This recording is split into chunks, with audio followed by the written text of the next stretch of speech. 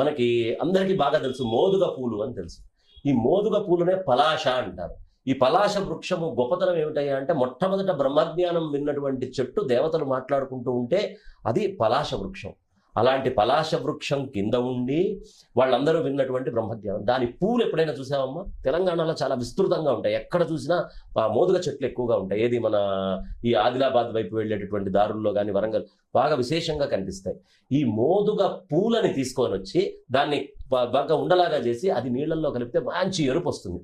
ఆ నీళ్లు కొట్టుకుంటే ఇది ఎండాకాలం కదా, బాగా శరీరానికి తాపం వస్తుంది. ఈ తాపం పోవాలి అంటే ఆ మోదుగ పూల యొక్క నీళ్ళని చల్లుకుంటే చలవ. దాంతో షర్బత్తులు జ్యూసులు కూడా చేస్తారమ్మా. అది చాలా చలవ, చాలా ఒంటికి మంచిది. దానికి వాసన ఉండదు. మోదుగ పువ్వుకి వాసన ఉండదు.